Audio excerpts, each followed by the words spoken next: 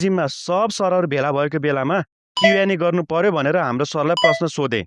ल भन्नु सर, पेट कसरी घटाउने भनेको? सर त चुपचाप लाग्नुभयो। अर्कोलाई सोध्नुहोस् न भन्नुभयो। सर भन्नुहोस् न, जे मनमा लाग्छ त्यही भन्नुहोस् न भनेको। पहिला उहाँहरूलाई नै सोध्नु भन्नुभयो। लो हाम्रो किशोर सर भन्नुहोस् भनेको। सर यहाँ सिलौटामा अचार पिस्दै हुनुहुँदो रहेछ।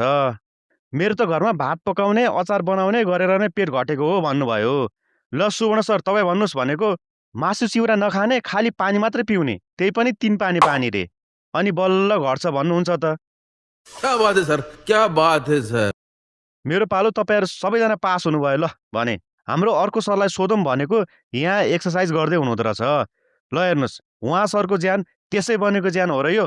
ल उमेश सर भन्नुहोस्, तपाईँको यो ज्यान बन्नुको राज के हो भनेको। यसमा किशोर सरको ठुलो हात छ अरे। भन्ने त के हात छ तपाईँको भनेर। अब 3टा जिम्मेवारीलाई दिएको थियो। 3वटा जिम्मेवारी। अरे कहना क्या चाहते हो? किशोर सरले दायाँ काँधमा, बायाँ काँधमा र टाउकोमा गएर 3वटा जिम्मेवारी दिनुभएको छ अरे। अब के जिम्मेवारी हो जनता जान्न चाहन्छन् कमेन्ट गर्नुहोला।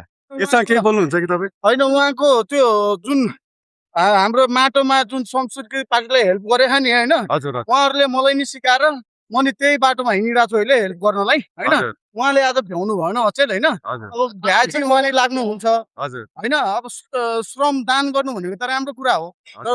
फेरि बालिनको टिम हो नि त फेरि, तर यसले श्रम देखेको छ। पसिना निक्लिन्छ नि त। श्रम दान गर्नु भने नराम्रो हो। त्यसै श्रमदान गरेर यत्रो ज्यान बनाएको छ त। यता हाम्रो सर केही बोल्नुहुन्छ कि भनेको।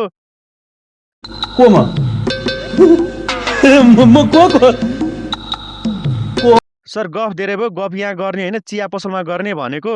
अहिले गर्ने हो हेर, चिया पसलमा गफ लानु सक्छ त भाइ गफै हुँदैन, ताप खसिहाल्छ।